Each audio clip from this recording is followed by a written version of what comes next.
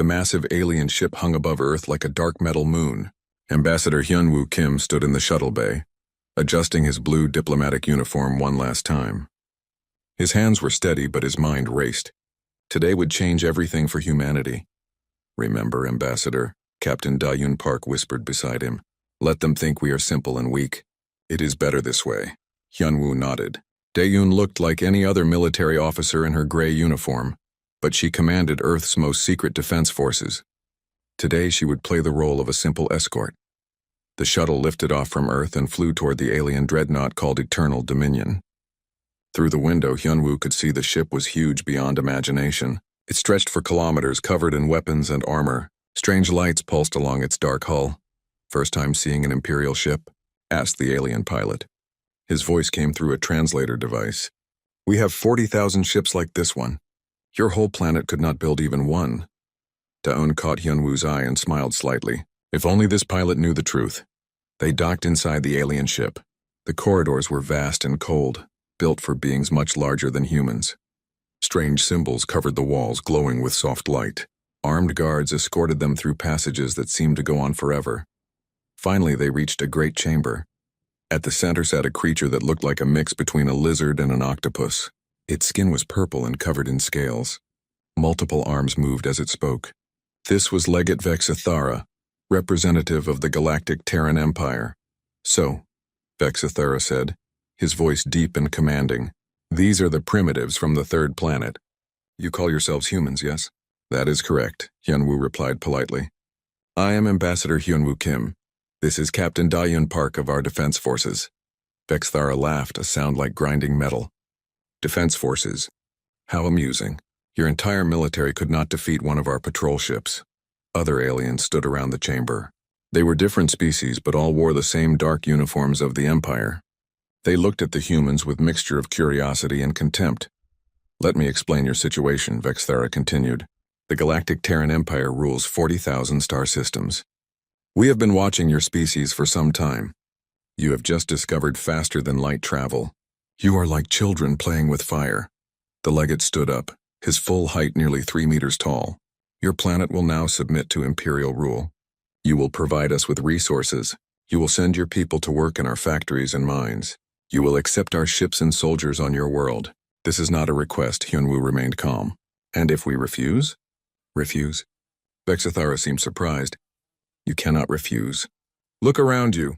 This is just one ship and it could destroy your entire world. We have thousands more where this came from."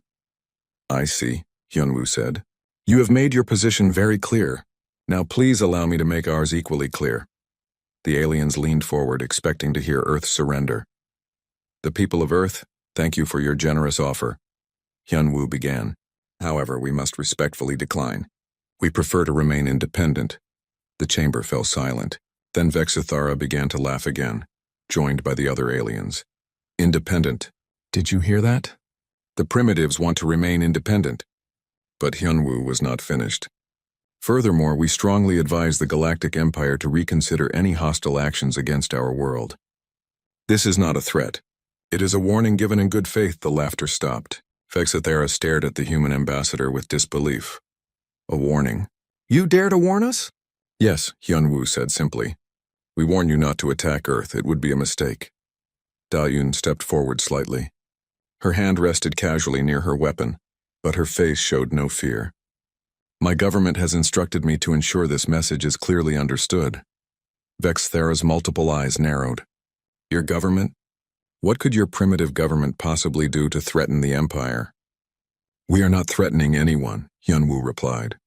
"We are simply advising against a course of action that would end badly for everyone involved." An alien that looked like a giant insect clicked its mandibles. "Legate, surely these creatures do not understand the power of the Empire. Perhaps they need a demonstration." Vexithara considered this. "Yes, perhaps they do. Very well, primitives. You have 30 of your days to reconsider. If you do not submit by then, we will show you why resistance is futile." 30 days, Hyunwoo repeated. "That should be sufficient time." "Sufficient time for what?" "For you to reconsider our warning." The aliens looked at each other in confusion. This was not how conquered species usually behaved. Most begged for mercy or tried to negotiate. These humans seemed almost confident. Take them back to their shuttle, Vexithara ordered. Let them return to their world and think about what they have seen here today. As they walked back through the corridors, Da-un whispered to Hyun-woo, "Do you think they believed we are harmless?" "Completely," he replied. "They see exactly what they expect to see." "Good. Minho will be pleased." His intelligence reports were accurate. They were referring to Minho Lee, Earth's chief military strategist. For years he had been studying intercepted alien communications and preparing for this moment. Back in the shuttle, as they flew away from the Imperial ship, Da-un activated a small device. "This is Captain Park to command. First contact complete. The Empire has taken the bait. They believe we are primitives with no real defenses." A voice crackled back through the secure channel. It was Ji-Young Choi, lead Earth scientist. "Excellent work, Captain. Our scans of their ship are complete. Their technology is exactly what we expected, perhaps even more primitive than we hoped." Hyun-woo looked out at the massive alien dreadnought as they flew away. 30 days, he said. "Just as we planned. Will it be enough time?" Dae-yoon asked. "It will have to be. Humanity has been preparing for this day for 50 years. Now we see if all that preparation was worth it." As their shuttle descended toward Earth, both humans knew that everything was about to change. The Galactic Empire thought they had found easy prey. Instead, they had awakened something they could never have imagined. The warning had been given in good faith. Whether the Empire would be wise enough to heed it remained to be seen.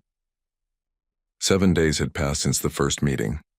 Legate Vexithara stood on the command bridge of the Eternal Dominion, staring down at the blue world below. His multiple arms moved with irritation as he reviewed reports from Imperial intelligence. "The humans have not responded to our generous offer," reported Commander Zelt, a tall gray alien with 4 eyes. "Our sensors show no signs of military preparation on the surface." Vexithara made a sound of disgust. "Of course not. What could they possibly prepare? Their technology is centuries behind ours." But something bothered him. The human ambassador had seemed too calm, too confident. Most primitive species begged or cried when faced with Imperial power. These humans had actually warned them. It was absurd, but also strange. "Perhaps they need a gentle demonstration," suggested another officer. "Something to help them understand their position." Vexithara considered this. Imperial doctrine was clear about dealing with stubborn primitives. A small show of force usually convinced them to submit without the need for full conquest. "Scan the planet," he ordered. "Find a military target. Something important but not too populated. We will destroy it cleanly and wait for their surrender." Deep beneath the Pacific Ocean, Dr. Soo-Jin Han worked in Facility Poseidon, humanity's most advanced underwater research station. The facility was hidden 3 kilometers below the surface, disguised to look like a natural formation on Imperial scanners. Soo-Jin was examining data from the alien ship when alarms began blaring. Throughout the facility, all personnel to emergency stations announced. The facility AI. "Imperial attack imminent." "This is not a drill," Soo-Jin smiled grimly. Finally, it was beginning. She ran to her laboratory where her most important work waited. For 30 years, she had been studying technology recovered from an alien crash site. The ship had belonged to a species that had once fought the Empire and lost. But their technology was more advanced than anything the Empire possessed. "Dr. Han," called her assistant, Woo-Jin Seo, as he ran into the lab. "The Imperial ship is charging weapons. They are targeting our location." "Perfect," Soo-Jin replied. "Is Project Deep awakened and ready?" "All systems are online and waiting for your command." Soo-Jin looked at the screen showing the massive alien weapon preparing to fire. "Let them take their shot first. We need to see exactly what they are capable of." Above the ocean surface, the Eternal Dominion fired a single beam of bright energy. The beam struck the water and continued down, vaporizing everything in its path until it reached Facility Poseidon. The attack was precise and controlled. The facility was destroyed completely, but the surrounding ocean was barely disturbed. It was exactly the kind of surgical strike the Empire used to demonstrate power without causing too much damage. "Target destroyed," reported the weapons officer. "Minimal environmental impact. No civilian casualties detected." Vexithara nodded with satisfaction. "Perfect. Now we wait for their panic and surrender." But instead of panic from Earth, something unexpected happened. Lieutenant Colonel Tae Ho-yoon sat in a command center buried deep beneath the mountains of South Korea. Banks of screens showed data from sensors hidden throughout the solar system. When the Imperial ship fired on Facility Poseidon, every screen lit up with information. "Got them," Tae-ho said quietly. "Full spectrum analysis of their weapons, power systems, and defensive capabilities." Engineer Bora Kang looked up from her console. "The weapon signature matches our predictions exactly. Their technology is based on focused particle beams, just like the old predecessor ship we found, which means our countermeasures should work perfectly." Tae-ho opened a communication channel to orbit, where Captain Park waited aboard a disguised Earthship. "Da-Yun, are you seeing this data?" "Confirmed," came her voice. "The Empire's technology is exactly what we expected. Powerful but very predictable. Their ship's defenses have at least 12 major weaknesses we can exploit." Then we proceed to Phase 2. On the surface, Ambassador Hyun-woo Kim sat in the United Nations building, preparing humanity's response to the Imperial attack. Around him, world leaders watched on screens as their most advanced research facility was destroyed. "They think they have made us afraid," said the Secretary General. "Should we let them continue believing that?" Hyun-woo shook his head. "No. It is time for our second message." He activated the communication system that would broadcast directly to the Imperial ship. But instead of the expected message of surrender, he transmitted something that made every alien on the bridge freeze in shock. Complete technical specifications of the Eternal Dominion appeared on their screens. Every detail of the ship's construction, from the power core to the weapon systems, was displayed with perfect accuracy. "What? How is this possible?" Vexithara whispered. The human voice came through their speakers, calm and clear. "Legate Vexithara, this is Ambassador Kim. We have analyzed your demonstration. Your main weapon draws power from a fusion core located in Section 12 of your ship. The core is protected by shields that operate on frequency 2847.3 terahertz. More information flooded their screens. Security codes, personnel files, even the location of the bridge. Your defensive systems have weak points at coordinates 47, 83, and 156 relative to your ship's central axis. Your faster-than-light drive uses a quantum tunnel effect that can be disrupted by properly timed gravitational pulses." Commander Zelt stared at his instruments in disbelief. "Sir, they know everything." "How could they possibly know everything?" Hyun-woo's voice continued. "We warned you not to attack Earth. This is your final opportunity to withdraw. Take your ship and leave our system peacefully." Vexithara's rage overcame his shock. "Impossible. You are primitives. You have no technology that could gather this information." "Nevertheless," the human replied calmly, "the information is accurate. You may verify it yourself." Alien technicians frantically checked their systems. Everything the humans had transmitted was correct, down to the smallest detail. They knew things about Imperial technology that even most Imperial officers did not know. "How?" Vexthara demanded. "How do you know these things?" "We have had time to prepare," Hyun-woo answered. 53 years to be exact. "We have been watching and learning." In the command center on Earth, Tae-ho smiled as he watched the Imperial ship's confusion through hidden sensors. They are completely rattled. The psychological impact is working perfectly. Bora activated another system, initiating Phase 3. All defense networks are now online and ready. Throughout the solar system, objects that had appeared to be asteroids, space junk, and mining stations began to change. Hidden weapons emerged from rocky surfaces. Disguised ships powered up their engines. Satellites that had orbited Earth for decades revealed their true nature as advanced defense platforms. "My God," whispered Commander Zelt as his sensors detected the changes. "There are weapons everywhere." "The entire system is armed." Vexithara stared at his displays in growing horror. What had seemed like a simple primitive world was revealing itself to be the most heavily defended system he had ever seen. "Sir," called his communications officer, "we are receiving a message from Imperial High Command. They want a status report on the human surrender." Vexithara looked at the screen showing dozens of hidden weapons all pointing at his ship. He thought about the humans who had somehow obtained detailed information about Imperial technology. He remembered the calm confidence in Ambassador Kim's voice. "Tell High Command," he said slowly, "that the situation is more complicated than expected." On Earth, Hyun-woo Kim ended the communication and turned to his fellow leaders. "The second warning has been delivered. Now we wait to see if they are wise enough to listen." but deep down he knew they would not be. The Empire had never encountered real resistance before. They would not believe that primitive Earth could pose a genuine threat, which meant humanity would soon have to show them exactly how wrong they were. The Imperial High Command was not pleased. Grand Admiral Zeftar stood in the war room of the fortress ship Galactic Dominion, studying reports from the Earth system with growing anger. His massive form covered in natural armor plates seemed to radiate menace. "Let me understand this correctly," he said, his voice like distant thunder. "A single primitive world has refused our generous offer of Imperial protection. They have somehow obtained classified information about our ships, and now they claim to have weapons?"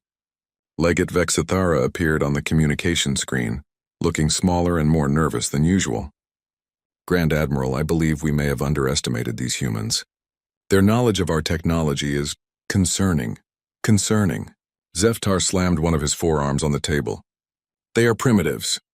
They discovered spaceflight less than a century ago. What could they possibly know that concerns the mighty Empire? Sir, with respect, perhaps we should investigate further before—" "Silence." The Grand Admiral's roar echoed through the war room. "I will not be intimidated by inferior species. If these humans want to see Imperial power, then they shall have it." He turned to his staff officers. "Prepare the 3rd Subjugation Fleet, 300 ships. We will show these primitives what happens when they defy the Empire." On Earth, Colonel Yujin Nam stood in the Global Defense Command Center, watching displays that tracked the approaching Imperial fleet. Her calm expression revealed nothing of the excitement she felt inside. 300 ships, she reported to the assembled commanders, just as intelligence predicted. Commander Dong-Hyun Lim nodded from his position at the Fleet Command Console. "Our hidden ships are in position throughout the system. The Imperial fleet will enter the outer sensor net in approximately 6 hours. Perfect timing," Yujin said. "Begin evacuation protocols for all non-essential personnel. I want our cities cleared within 4 hours." Dr. Jae-Won Kwon looked up from his quantum sensor array. "Admiral, our long-range scanners have been tracking Imperial ship movements for the past 3 weeks. Their fleet composition is exactly what we expected. Heavy battleships, support cruisers, and troop transports. They are planning a full planetary invasion." "Of course they are," Yujin replied. "The Empire has never encountered real resistance. They expect to overwhelm us with superior numbers."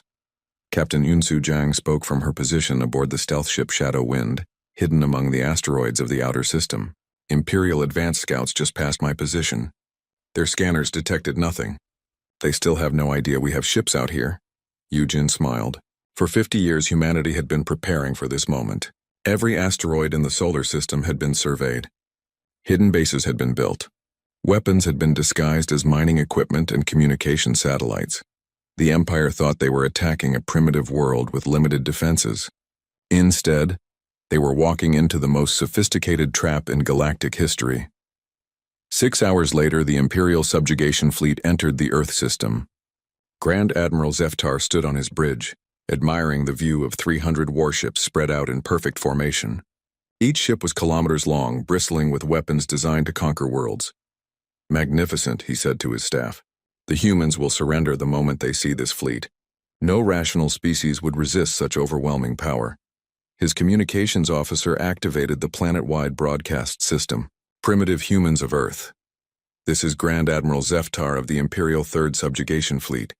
You now face the full might of the Galactic Empire. Surrender immediately and your deaths will be quick." The response came from Ambassador Hyunwoo Kim, his voice as calm as ever. "Grand Admiral, this is Earth. We repeat our previous warning. Leave our system peacefully and no harm will come to you." Zeftar laughed, a sound like grinding stone. "Harm will come to us? From primitives? Your world is surrounded by 300 Imperial warships. Even if you had weapons, which you do not, you could never defeat such a force." "Grand Admiral," Hyunwoo replied quietly, "you were warned twice. We take no pleasure in what happens next." That was the signal. Throughout the solar system, objects that had appeared to be asteroids, space debris, and mining platforms suddenly came alive. Hidden weapon systems emerged from rocky surfaces. Disguised ships powered up engines that had been silent for decades. Satellites that had orbited peacefully for years revealed arrays of advanced weapons. "By the void," gasped Zeftar's sensor officer. "Admiral, we are detecting massive energy signatures throughout the system. There are weapons everywhere." Dr. Jae-won Kwan watched his displays with satisfaction as the quantum sensor network he had designed tracked every Imperial ship. All targets locked, he reported to command. Firing solutions uploaded to all weapon platforms. Commander Lim activated the hidden fleet. All ships, this is Fleet Command. Execute Order Phoenix. Show them what humanity can do. The battle began in the first second. Weapons that the Empire had never seen before opened fire from positions they had never detected. Energy beams of impossible power struck Imperial ships with perfect accuracy. The Empire had expected to face primitive projectile weapons and basic energy guns. Instead, they found themselves under attack by quantum disruptors, gravitational pulse cannons, and weapons that seemed to bend the laws of physics. Captain Yunsu Jang led her squadron of stealth ships out of hiding among the asteroids. Her ships had been shadowing the Imperial fleet for hours, completely undetected. Now they struck at the most vulnerable Imperial ships with devastating effect. Direct hit on the Imperial flagship's engine section, she reported. Their propulsion is down, moving to target the command vessel. In the first 30 seconds of combat, 80 Imperial ships were destroyed or disabled. The remaining ships found themselves facing enemies that seemed to appear from nowhere and disappeared just as quickly. Grand Admiral Zeph Tar stared at his displays in shock. How is this possible? Our sensors show no major industrial centers on Earth. Where did these weapons come from? His tactical officer was frantically trying to coordinate a response. Sir, our targeting systems cannot lock onto their ships. They are using some kind of stealth technology we have never seen before. And their weapons, added the science officer. They are more advanced than anything in our database. Some of them appear to be manipulating gravity itself. Colonel Yu Jin Nam watched the battle from her command center with grim satisfaction. Their formation is breaking apart. They cannot adapt to fighting enemies they cannot see or understand. The Imperial fleet tried to regroup, but humanity's strategy was working perfectly. Earth's forces fought like no enemy the Empire had ever faced. They used the environment itself as a weapon, turning asteroids into kinetic projectiles and using the sun's gravity well to accelerate their attacks. Commander Lim coordinated the hidden fleet with precision that amazed even his own officers. Strike Team Alpha hit their supply ships. Beta Team, disable their communications array. Gamma Team, prepare boarding actions on damaged vessels. The Empire discovered that humanity had not just developed better weapons. They had developed better tactics, better strategy, and better technology. Every aspect of Imperial military doctrine was being systematically dismantled by enemies who seemed to know their every move. Admiral, called Zeph Tar's communications officer. The humans are broadcasting on all Imperial frequencies. They are transmitting data about our fleet composition, our battle plans, even our personal files. Zeph Tar felt cold fear creeping into his heart. They know our battle plans? How could they possibly know our battle plans? The answer came from Ambassador Kim's voice, broadcast across all Imperial ships. Grand Admiral, we have been observing your empire for 53 years. We know your tactics, your technology, and your weaknesses. You were warned not to attack Earth. As more Imperial ships fell to weapons they could not understand, fired by enemies they could not see, Zeph Tar began to realize the horrible truth. The humans had not been primitive at all. They had been preparing, and humanity was far more dangerous than the Empire had ever imagined. Send a message to Imperial High Command, he ordered desperately. Tell them the humans were ready for us. Tell them everything we thought we knew was wrong. The battle was only 30 minutes old, but already the greatest Imperial fleet ever assembled was being systematically destroyed by a species the Empire had dismissed as primitive savages. Humanity had kept its word. They had warned the Empire not to mess with Earth. The Empire had chosen not to listen. Admiral He Jin O stood on the bridge of the EDF Resilience, humanity's flagship that had been disguised as a mining platform for 20 years. Around her, the greatest space battle in galactic history was unfolding exactly as Earth had planned. Status report, she commanded, her voice calm despite the chaos visible on the main screen. Imperial fleet strength down to 60% and falling, reported her tactical officer. Their command structure is completely disrupted. They are fighting like individual ships instead of a coordinated force. Ye Jin nodded. This was the weakness humanity had identified in Imperial military doctrine. The Empire relied on overwhelming force and rigid command structures. When those structures broke down, their forces became confused and ineffective. Major Beck, how are the boarding operations proceeding? Major Insu Beck appeared on the communication screen from inside an Imperial ship. Behind him, human soldiers moved through corridors that had never been designed for beings their size. We have captured 12 intact Imperial vessels, Admiral. Their security systems were exactly as our intelligence predicted. Excellent. What about their crews? Most surrendered immediately when they saw our equipment. A few are asking how we knew their access codes and security protocols. Insu's teams had been trained for years to capture Imperial technology intact. Every lock, every security system, every defensive measure had been studied and countered long before the battle began. Dr. Su-Young Han coordinated the cyber warfare assault from her position in the Earth Defense Network. Admiral, I have complete access to the Imperial fleet's computer systems. Their firewalls are centuries behind our technology. Show me what you have found. Data flooded across the screens. Fleet movements throughout Imperial space. Military budgets. Personnel records. Communications between Imperial worlds. In minutes, Dr. Han had gathered more intelligence than the Empire realized existed. Their entire communication network is based on quantum entanglement arrays, she explained. Very secure by their standards, but our quantum computers can break their encryption in real time. Can you access their home systems? Already done. I am currently reading the private messages of the Imperial High Command. They are not pleased with how this battle is going. Intelligence Director Kyung-Hwan Park watched the cyber assault with satisfaction. For decades, he had been placing human agents throughout Imperial space. Most aliens had never seen a human before, so his people had been able to move freely using biological disguises and fake identities. Director, called one of his analysts, our deep cover agents are reporting panic throughout Imperial space. News of the Earth battle is spreading faster than Imperial sensors can suppress it. Kyung-Hwan smiled. Good. Activate protocol revelation. It is time to show the galaxy what we have really been doing all these years. Throughout Imperial space, human agents who had worked in government offices, military bases, and communication centers for decades began releasing information. Corruption scandals, war crimes, secret police activities, evidence of oppression that had been hidden from the galactic public for centuries. Admiral Chang Min-yu commanded the deepest cover operation in human history. For 30 years, he had worked within the Imperial military, rising through the ranks while secretly gathering intelligence and placing other human agents in key positions. Admiral O, he transmitted from his position aboard an Imperial ship far from Earth. This is Deep Blue. I have been monitoring Imperial High Command communications. They are completely unprepared for coordinated resistance. What is their response to the Earth situation? Panic and disbelief. They cannot understand how we obtained so much information about their technology and tactics. Some are suggesting that we must have help from a more advanced species. Changmin had access to Imperial military databases, communication networks, and strategic planning documents. His reports over the years had allowed Earth to prepare for this exact scenario.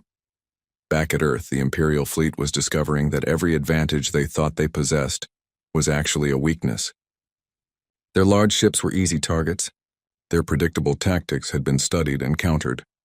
Their communications were being intercepted and their coordinates shared with human forces. Grand Admiral Zeftar tried desperately to coordinate a retreat, but even that was going wrong. Why can the humans predict our every move? He demanded. His remaining officers had no answers. They did not know that Admiral Changmin was listening to every order they gave and transmitting that information to human forces. They did not know that their ship computers were compromised. They did not know that humanity had been preparing for this battle longer than most of their crew had been alive. Major Insu Baek led his boarding teams onto another Imperial vessel. The aliens inside had barricaded themselves in their command center, but the humans simply used Imperial access codes to walk through their security doors. Surrender your vessel, Insu announced in perfect Imperial standard language. Your ship is now property of the Earth Defense Force. The alien captain stared at him in disbelief. How do you speak our language? How do you know our security codes? What are you? We are humans, Insu replied simply. We have been studying your empire for a very long time. Dr. Su-Young Han continued her cyber assault, but now she was doing more than just gathering information. She was actively sabotaging Imperial systems. Navigation computers began showing wrong coordinates. Weapon targeting systems developed mysterious glitches. Communication arrays started broadcasting human propaganda instead of imperial orders. "Admiral," she reported to He-Jin, "I have gained access to the Imperial Emergency Broadcast Network. We can now transmit to every world in their empire simultaneously." "Excellent. Patch me through to Ambassador Kim. It is time for the galaxy to learn the truth." On Earth, Ambassador Hyunwoo Kim prepared for the most important speech in human history. In front of him were the communication systems that would broadcast his words to 40,000 worlds. "Citizens of the galaxy," he began, "for too long you have lived under the oppression of the Galactic Empire. Today we offer you an alternative." As he spoke, human agents throughout Imperial space began their coordinated revelation. Documents proving Imperial crimes were released simultaneously on thousands of worlds. Evidence of corruption, oppression, and brutality that had been hidden for centuries was suddenly available to every citizen in the Empire. The effect was immediate and devastating. On world after world, populations that had been told they were free learned the truth about their imperial masters. Governments that had claimed to represent their people were exposed as puppets of the Empire. Intelligence Director Kyung-Hwan Park watched his screens as reports flooded in from across the galaxy. "Admiral, we have confirmation. 17 worlds have declared independence from the Empire in the past hour. More are joining them every minute." The battle at Earth was no longer just a military engagement. It had become the spark that ignited a galactic revolution. Humanity had not just defeated an Imperial fleet. They had brought down the Empire itself. Admiral He-Jin looked at the tactical display showing the remnants of the Imperial fleet trying to escape the solar system. Most of their ships were damaged or captured. Their command structure was in ruins. Their empire was collapsing. "Let them go," she ordered. "They have learned their lesson." Grand Admiral Zeftar's flagship limped away from Earth with only a handful of surviving ships. As he watched the blue world fade behind them, he tried to understand what had happened. "Sir," called his communications officer, "we are receiving a final message from the humans." Ambassador Kim's voice came through their speakers one last time. "Grand Admiral, you were warned not to mess with Earth. We hope you will remember this lesson and choose peace over conquest in the future." Zeftar looked at his ruined fleet, his captured ships, and the reports of revolution spreading throughout Imperial space. The humans had been right. They had tried to warn the Empire, but the Empire had not listened. And now everything was about to change. 3 months had passed since the Battle of Earth. President Nara Kim, sister of Ambassador Hyunwoo Kim, stood before the largest gathering of species in galactic history. Representatives from over 1,000 worlds had come to Earth to witness the birth of something entirely new. "Today marks the end of the old ways," she announced to the assembly. "For centuries, the galaxy has been ruled by fear and oppression. The Galactic Empire told you that conquest was the only path to unity. They were wrong." Behind her, massive screens showed images from across the galaxy. Worlds that had thrown off imperial rule were rebuilding their societies. Species that had been enslaved for generations were free for the first time in living memory. Director Seong-ho Lee watched from his position in the Intelligence Center as his carefully planned information campaign continued to work. Every day, more evidence of imperial crimes was released to the public. Documents that human agents had been collecting for decades were now available for all to see. "The truth is our most powerful weapon," he told his staff. "For 50 years we gathered evidence. Now the galaxy knows what the Empire really was. The imperial government had collapsed completely. When their own people learned about the secret police, the prison camps, and the systematic oppression, they had risen up in revolution. The Emperor himself had fled to a distant world, abandoned by his own military. General Mi Young-an commanded the humanitarian fleets that were bringing aid to worlds devastated by imperial rule. Her ships carried not weapons, but food, medicine, and technology that could help rebuild damaged civilizations. "Report from the Altair system," called one of her officers. "The former imperial colony there has established a new democratic government. They are requesting assistance with their medical infrastructure." "Approved," Mi-young replied. "Send the hospital ship Mercy and a full medical team. Tell Dr. Song that her new treatments will be needed there." Dr. Yejin Song had developed medical advances that could cure diseases that had plagued alien species for millennia. Unlike the Empire, which had hoarded such knowledge for their own benefit, humanity was sharing their discoveries freely with all who needed them. Scientist Junho Park demonstrated his fusion technology to a gathering of alien scientists. The clean, unlimited energy source could power entire worlds without pollution or resource depletion. "This technology is not for sale," he explained to the amazed audience. "It is our gift to the galaxy. Any world that needs clean energy can have the designs for free." The aliens stared in disbelief. The Empire had always used technology as a tool for control. Advanced knowledge was restricted to imperial worlds, creating dependency and ensuring loyalty through fear of being cut off from vital resources. Humanity was doing the opposite. They were giving away their most advanced technology to anyone who wanted it. Ambassador Kaite Han worked tirelessly to establish the new galactic government. The Terran Cooperative Council was unlike anything that had existed before. Instead of one species ruling over others, all members participated as equals. "The Empire failed because it was built on domination," he explained to the council members. "Our cooperative will succeed because it is built on partnership." Each world that joined the cooperative kept its independence and cultural identity. There were no imperial governors, no tribute payments, and no forced military service. Instead, worlds that joined shared resources, knowledge, and mutual defense agreements. The transformation was not without challenges.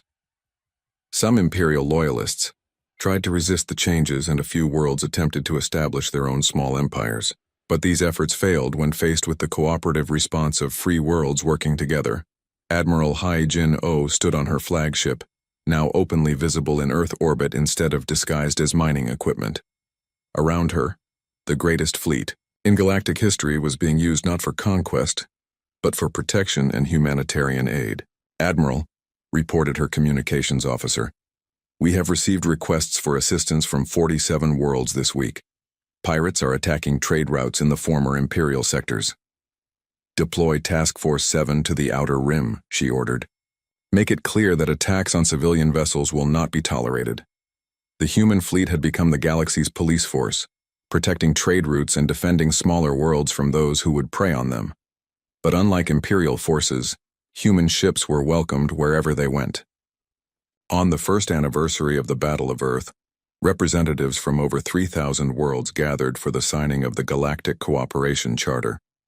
The document established principles that had never before existed in galactic government: equality between species, protection of individual rights, and the sharing of knowledge for the benefit of all. President Nara Kim signed the charter first, followed by leaders from across the galaxy. As each signature was added, another species committed to the radical idea that cooperation was stronger than conquest. "1 year ago," she said in her speech, "the Empire attacked Earth because they believed we were weak. They confused our preference for peace with inability to defend ourselves. Today, we have proven that strength comes not from the ability to conquer, but from the wisdom to cooperate." In the audience, former Grand Admiral Zeph Tar listened to her words. He was no longer an Imperial officer. The empire he had served no longer existed. Instead, he now worked as the advisor to the cooperative, helping to identify and reform corrupt Imperial institutions. "I was wrong," he had told President Kim when he first requested asylum on Earth. "My species spent centuries believing that only the strong survived. You have shown us that only the cooperative truly thrive." Ambassador Hyunwoo Kim, who had delivered humanity's first warning to the Empire, now served as the first Secretary General of the Galactic Cooperative Council. His first official act was to establish the Universal Declaration of Sentient Rights, protecting the freedom and dignity of all intelligent species. "The Empire ruled through fear," he told the assembled delegates. "We will govern through consent. The Empire kept knowledge secret. We will share it freely. The Empire divided the galaxy. We will unite it in cooperation."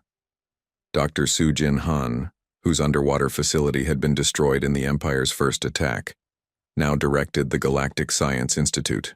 The organization coordinated research between thousands of worlds, sharing discoveries that benefited everyone. Science belongs to all sentient beings, she explained to her diverse staff. No species should have to rediscover what others already know. The transformation of the galaxy was not just political or technological, it was cultural. For the first time in centuries, different species were learning from each other instead of fighting. Art, music, literature, and philosophy flourished, as civilizations that had been isolated under imperial rule began to share their cultures. Captain Da-Un Park, who had played the role of a simple military escort during that first meeting with the Empire, now commanded the Galactic Defense Force. Her mission was not to conquer worlds, but to protect them from those who would return to the old ways of domination. "We are not the galaxy's masters," she told her officers. "We are its guardians. We fight so that others do not have to live in fear." As the second year of the cooperative began, humanity looked back on what they had accomplished. They had not simply defeated an empire. They had transformed an entire galaxy from a place of fear and oppression into a community of cooperation and mutual support. The warning they had given to the empire had been simple: do not mess with Earth. But the real message had been deeper. Humanity had been saying that there was a better way to organize galactic civilization, a way based on cooperation instead of conquest.